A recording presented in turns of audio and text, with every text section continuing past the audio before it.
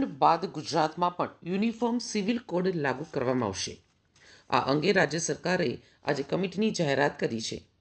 કાયદાના અમલીકરણ સંદર્ભે લોકોના સૂચનો માટે આ કમિટી કામ કરશે। મહત્વનું છે કે મુખ્યમંત્રી અને ગૃહ રાજ્યમંત્રી પત્રકાર પરિષદ યોજીને યુસીસી મામલે મોટી જાહેરાત કરી છે। ઉલ્લેખનીય છે કે ચૂંટણી ઢંઢેરામાં યુસીસી અંગે ભાજપે આ અંગે જાહેરાત કરી હતી, ત્યારે કમિટી યુસીસી અંગેનો નિર્ણય રાજ્ય સરકારને કમિટીના નિર્ણયના આધારે યુસીસીનું અમલીકરણ થશે। ગુજરાતમાં યુનિફોર્મ સિવિલ કોડ એટલે કે યુસીસી અંગે મહત્વની જાહેરાત થવાની તૈયારીઓ થઈ રહી હોવાના સમાચાર સામે આવ્યા છે, જે માટે મુખ્યમંત્રી શ્રી ભૂપેન્દ્ર પટેલ આજે ગાંધીનગરમાં પ્રેસ કોન્ફરન્સ યોજી છે।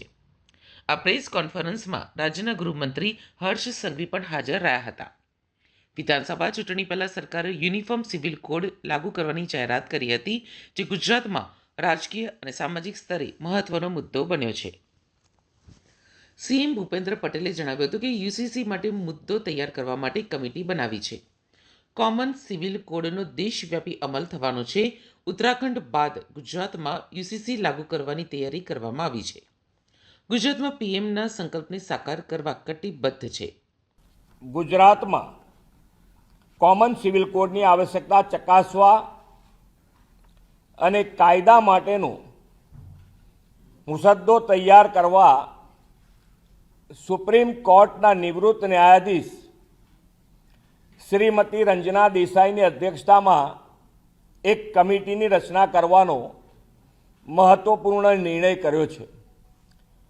5 સભ્યોની આ સમિતિમાં અન્ય સભ્યો તરીકે નિવૃત્ત વરિષ્ઠ આઈએએસ અધિકારી Shri CL Meena, advocate Shri RC Kodekar, ભૂતપૂર્વ વાઇસ ચાન્સેલર શ્રી દક્ષેશ ઠાકર અને સામાજિક કાર્યકર સુશ્રી ગીતાબેન શ્રોફનો સમાવેશ કરવામાં આવ્યો છે।